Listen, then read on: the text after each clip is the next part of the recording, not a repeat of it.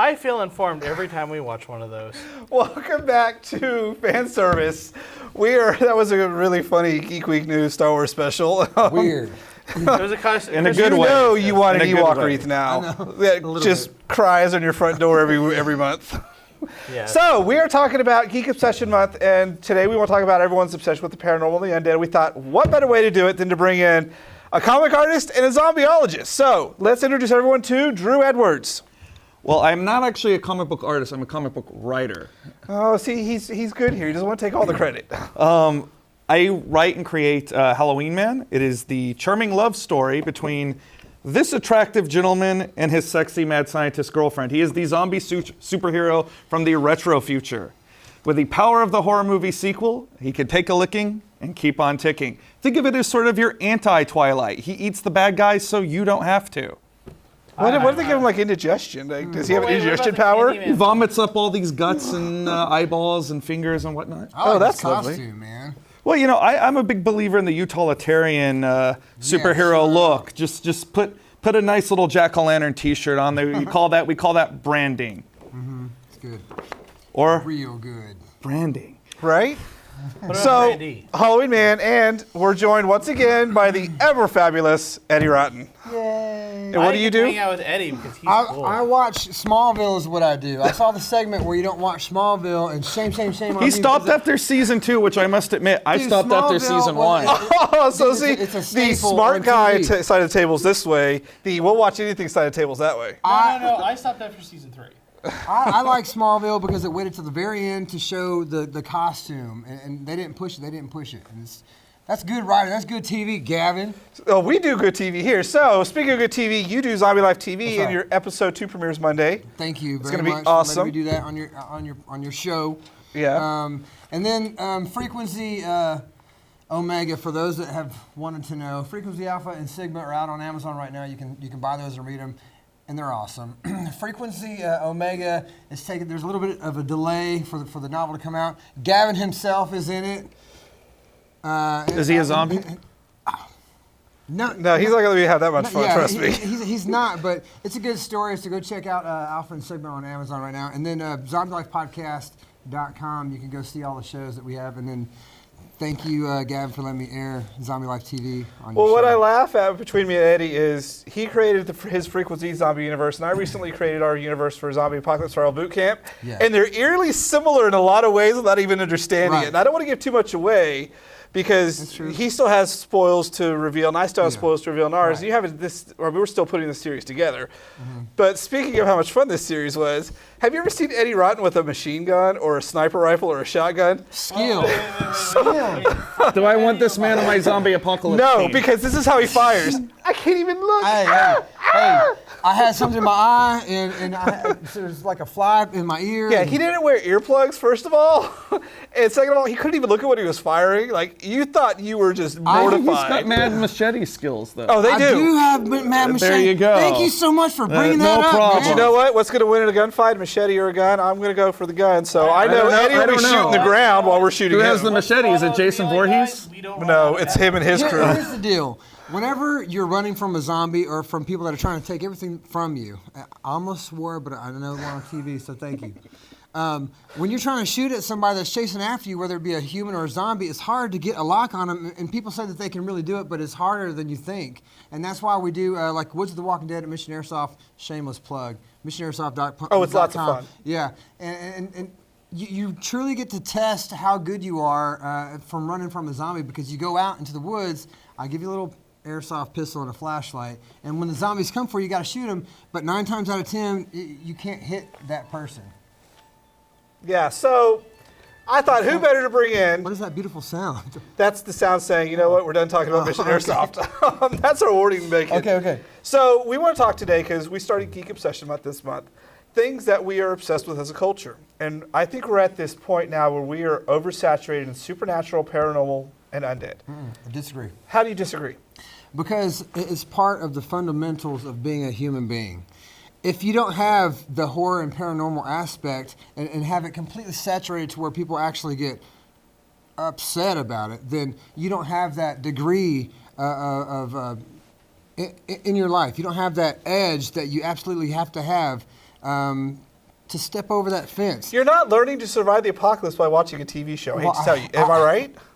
Well, I disagree. Okay, but how many it's- things Eddie- have you learned from watching The Walking Dead? it's There's a difference between fiction, there's a thing. but fundamentally, I actually agree with what this gentleman is saying. I should've found Is you guys. these stories serve a Well- purpose? Like zombies and vampires, and stories about ghosts and the undead. They kind of go in between being mildly popular or extremely popular. They're never out of our consciousness, and it's because subconsciously, as a culture, we're always thinking about death. But I think there's a difference, though, between The Walking Dead, which does have a general, like, look, we need to build a structure. We need to get this area, fence it off, start with, like, 1 or 2 houses that are fenced off, and gradually build our, like, borders bigger, versus Supernatural, which is plot convenience of the week. We figured out how to beat the bad guy. Or, oh, yeah, this is just like that one time, season 3, where we did this. We'll just do that again.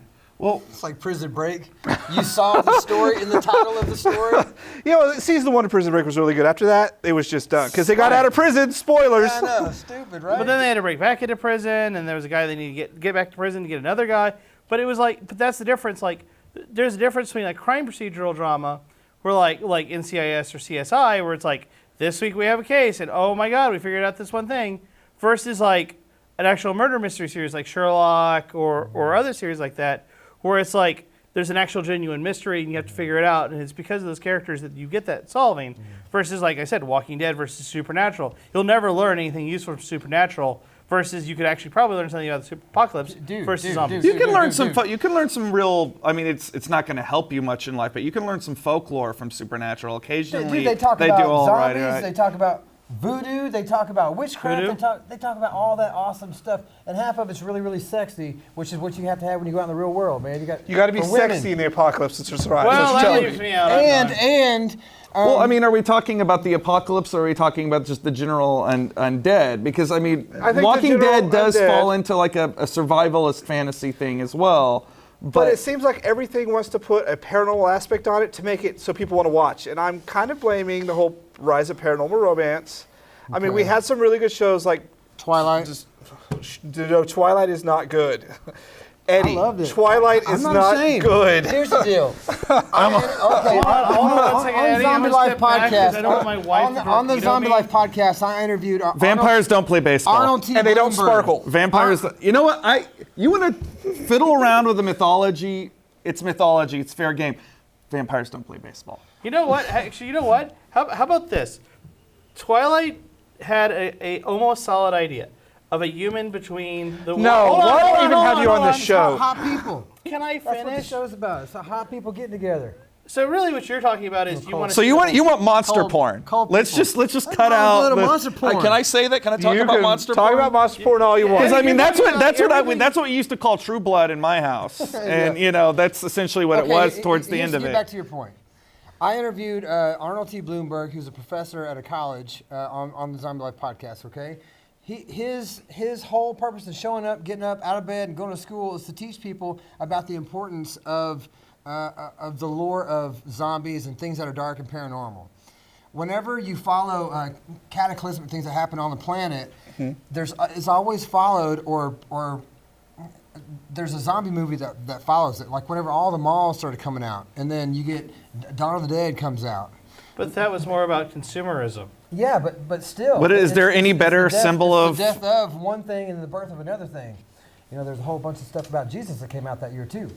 Yeah, Jesus Christ Superstar, Jesus Nazareth, the Last Temptation of Christ. Yes. Boogie Nights. The link between the vampires, in particular, and sex is very, Vampires that are goes sex. back. Well, it's sex without penetration, and it's sex and death at the same time. It's life and death. Yeah, but how did they This decide conversation to was do that with weird. vampires and not like werewolves or ghouls? Because- or Well, something else? they've Because- tried, but Take out- vampires have that.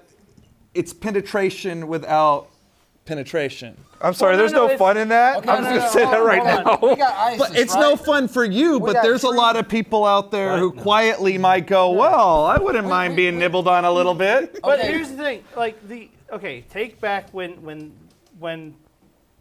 Dracula was originally written. It is literally a porn story. It's just a guy biting the neck of the woman. One of the things back in the old days was, and this guy was famous for talking about this, was one of the towers of London was famous for having guys take women up there because they would have sex with them. One of the things they did while having sex was bite the ear of the woman because when they broke the And hem, you don't get any ideas. It's important to remember Dracula in the novel is not attractive. Even he starts out old, he gets young. He's got the butt teeth. He's never good looking. He's got hairy palms. He's got a giant, Lemmy mustache. He doesn't look like Gary Oldman. He doesn't even look like Bela Lugosi. What we think of as the Hollywood Dracula mostly came from the stage play, which came afterwards. Interview the Vampire. Well, the slick back hair, the cape, everything. That's all from the stage play. However, the fundamental idea behind Dracula is this fear of a Victorian Londoner that here is this wealthy foreign aristocrat that can come in and liberate our women with sex, and they're going to become out of control. And there's this Victorian paranoia there. It's this xenophobia. It's this sexual phobia. And literally by the end of Dracula, I mean, if you want to make it as transparent as you can, you have a bunch of guys, they have wooden stakes, but they might as well be walking around with a bunch of sharpened dildos. I mean, there's tons of sex in Dracula. However, the idea of the sexy, good-looking vampire is something that came when they started having to dramatize it for audiences because, as you've been saying, people like pretty people to look at. Right, because look at the original first vampire movie, and it's not even Dracula. Nosferatu. Right, and Lord Olaf was the name of the main villain. Oh, he was ugly too. Yeah, he was ugly. And that's more like a folkloric vampire. But somehow I love that one too. Right. So it seems like Well, they haven't made a good vampire movie. Bring it on in home. dec- Bring it on yeah. home, Gavin. It seems like we're kind of getting to the general consensus that it's there because it helps keep us grounded, maybe. What's the word I'm looking for? Because you're saying it's prepping us, you're saying it's teaching us folklore and keeping us on our toes, and Pocky's talking about crime dramas. Well, It's relevant horror, to humanity. It's something that has Well, to be. horror It's- reflects ourself. It reflects what's going on in society. That's why, in the 40s, you had all these sort of gothic fantasies. You got in the 50s, it suddenly became all about the atom and these atomic mutations. Or things from space. And the then, Blob. and then you get into the 70s and 80s, and suddenly you had the mixture where suddenly it was Freddy Krueger and Jason Voorhees, and they took these gothic monsters but mutated them so they could fit into suburbia and suburban ideas.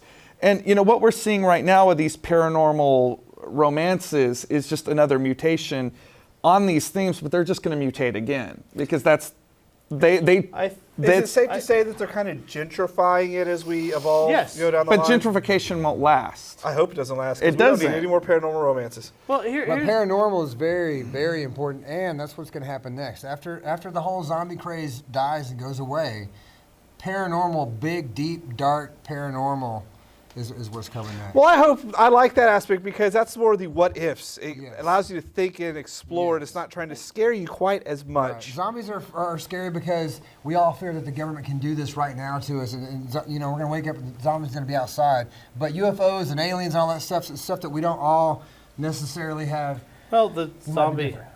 Zombie actually represents a lot of things. I think what it represents. I mean, if you look at the first three, not Walking Dead, Night of. Night, dawn, and day. Day. Night of the Living Dead was about social change. And most of the killings in that movie doesn't even take with zombies. It takes with people's own internal fears. More people died by humans' hands than the zombies. I think the zombies in that movie, even in the remake, was like 3. But it was more about social change because you got to look when that movie came out. It came out during the civil rights movement happened. So it's people changing. The second movie was about like the mall, like we said, it's the mall. It's about consumerism. I made a joke that the zombie apocalypse, like an apocalypse could happen right now, but unless someone tweets about it, no one would ever notice it. It's like right now we are at a zombie stage because more people care about I accidentally forgot to turn off my phone, which I thought I did. But it's like more people care about their phone and what's going on in that than looking up. So I And can of see course, how. the third one was about military. Well, I can see how the horror aspect and the paranormal aspect are kind of working hand in hand, and it is entertaining us, and it is scaring us, and it is keeping us on our toes. Well, it's also, again, it all goes back to the ultimate mystery, which is what happens after death. And that's where most of these monsters that we continuously riff on come from. We need to confront death. That's why Halloween exists. And it seems like it's a safe way to do it. So that has been our brief dive into the world of paranormal and natural, which we will do again in October because we have all sorts of fun in October planned up. But it was nice to be able to talk about this and kind of explore it and get some different points of view, which is absolutely amazing.